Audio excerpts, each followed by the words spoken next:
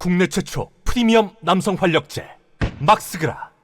조금 희망적인 얘기를 몇 개 보여드리자면은 국내 정치는 아닙니다만 저는 트럼프가 대통령이 돼야 이재명 정권 창출이 가능하다고 보고 있거든요. 바이든 민주당 정권에서는 이재명 정권 차지하기 힘들어요. 근데 미국 대법원에서 트럼프의 대선 출마 자격을 유지하기로 결정을 내렸습니다. 그 대선 출마가 가능하게 됐죠. 그리고 지지율도 괜찮게 나오고 트럼프가 대통령 돼야 우리나라 희망이 보여요. 그래야 일본도 찌그러드는 거고, 진정한 반일 대통령은 트럼프예요. 진정한 반중 대통령도 트럼프고, 중국과 일본은 미국 민주당 바이든을 밀었어요. 이전 대선 때. 근데 러시아가 트럼프를 밀었죠. 러시아는 우리나라를 가장 좋아하는 나라입니다. 우리나라의 통일을 전 세계에서 가장 원하는 게 러시아예요. 트럼프가 대통령이 되고 이재명이 대통령이 되면 종전선언은 일사천리로 이루어질 수 있습니다. 임기 초반에 종전선언 가능해요. 트럼프가 대통령 돼야 이재명이 정권도 쉽게 차지할 수 있어요. 트럼프가 그래도 유리하게 대선을 위해서 지금 뚜벅뚜벅 걸어가고 있습니다. 니키 헤일리 공화당 후보가 사퇴를 공식적으로 발표했어요. 그래서 이제 트럼프가 공화당의 대선 후보로 거의 확정이 된 거죠. 바이든과 트럼프의 본선 대결이 확정이 되고, 근데 바이든은 지금 너무 못했어요. 지금까지 치안에 대해서는 빵점입니다. 제가 살고 있는 미국의 한국인 여러분들, 교포분들, 자영업 하신 분들 많은데 굉장히 저주해요. 바이든 민주당 치안이 개판이 됐다. 절도 사건이 뜨글뜨글 일어나도 경찰 출동도 안 해요. 그리고 더 흑인들이 날뛰면서 뭔가 절도 범죄들을 일으키고 있는데 손 놓고 있습니다. 치안이 지금 아예 없는 상황이에요, 미국이. 그리고 코로나 때 돈 많이 풀어서 바이든이 그래도 좀 인기가 있었는데 지금 그 돈빨도 떨어지고 있는 상황이거든요. 거기에 또 좋은 소식을 말씀드리자면, 트럼프가 일론 머스크 테슬라 회장과 만났어요. 일론 머스크가 대재벌 중 거의 유일하게 미국에서는 유태인이 아니에요. 일론 머스크는 남아공에서 태어나서 캐나다로 가서 캐나다 시민권 따고, 또 그 다음에 미국 와서 미국 시민권 따서 삼중 국적자입니다. 그래서 유태 권력이 싫어해요, 일론 머스크를. 지금 전기차 붐이 막 일다가도 얼마 전부터 전기차 까기를 미국 주류 언론들이 시작했어요. 불이 나면 안 꺼진다. 불 나면은 문 안 열려서 타 죽는다. 전기차 겨울 온도가 많이 내려가면은 방전된다. 이러면서 테슬라 일론 머스크 죽이기 작업을 열심히 하고 있죠. 왜냐면 유태인이 아니니까. 그리고 일론 머스크도 민주당 유태 권력의 실체를 알기 때문에 트위터 계정 민주당 정권에서 없애버렸는데, 트럼프의 계정을 다시 살려줬어요. 일론 머스크가 트위터를 사버려가지고 살려주고, 공화당 트럼프가 민주당 정권보다는 그나마 상식적이고 정의가 있다고 생각했겠죠, 일론 머스크도. 그래서 일론 머스크가 트럼프 정권 정치 자금 좀 대주고 이러면서 정권 만들어주면은 다시 또 전기차 불붙을 거예요, 판매가. 그래서 트럼프를 좀 밀어줄 가능성이 있어요, 머스크가. 왜냐면 일론 머스크는 천재인데 이 유태 권력의 교활한 짓들을 모르겠습니까? 그리고 문제 해결 능력, 돌파 능력 굉장히 뛰어난 사람이에요, 일론 머스크가.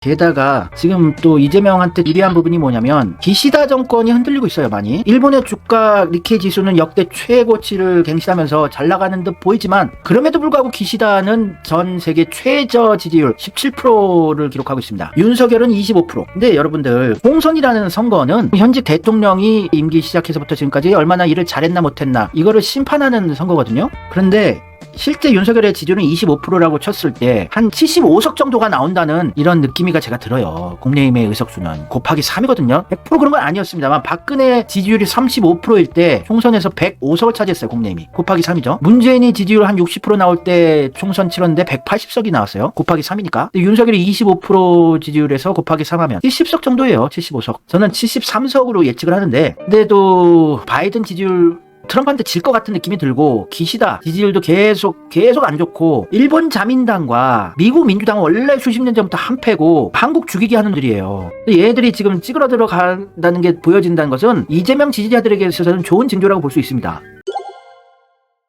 트럼프 때 전쟁이 없었어요. 이거 정말 순진한 국제 정세를 바라보는 시각인데, 트럼프가 전쟁광이다, 미치광이다, 이런 프레임을 유택의 주류 언론들이 다 만들어왔어요. 이재명 악마화 프레임, 범죄자 프레임 만드는 거랑 똑같은 거죠. 이게 유택가 장악한 언론과 인터넷 빅테크들이에요. 유튜브도 유택 권력이 장악하고 있습니다. 페이스북도 그렇고. 여러분이 들어봤을 만한 유명한 대형 언론사들은 다 유택 권력이 장악하고 있어요. 지금 한국과 유사하죠. 한국도 조중동과 그 꼬봉 언론사들 다 친일 매국 세력들이 장악을 했어요, 언론을. 이재명 악마화 작업을 하고, 그들이 원하는, 그들에게 좋은들은 찬양을 해주죠. 바이든이 훨씬 더러웁니다. 그 아들의 비리에서부터 별의별 것 많아요. 바이든 더러운데, 바이든은 평화주의자라고 프레임을 만들고, 트럼프는 악마, 전쟁 찬양론자, 전쟁광, 미치광이, 또라이, 이런 프레임을 만들어버렸죠. 이게 언론이 무서운 점이고, 그거에 다 선동을 당하시는 거예요. 트럼프 임기 4년간 전쟁이 없었어요. 테러도 없었어요. 오히려 유태 권력의 바지 사장들이었던 임기 때는 다 전쟁들이 있었습니다. 테러도 있었고, 그 평화 사랑한다는 오바마 때도 전 세계에 전쟁과 테러가 있었지만 트럼프 임기 4년간 전 세계에서 큰 전쟁 테러가 없었어요. 전 세계에서 4년간 평화가 도래했었습니다. 전 세계 주가도 다 안정적으로 잘 올랐고 국제 유가는 매우 안정시켰고, 그러니까 미국판 이재명이에요. 이재명보다 좀 들어오긴 하지만 어찌됐건 언론이 트럼프를 미치광이로 프레임을 만들어버린 거라는 거는 인식을 하고 계셔야 돼요.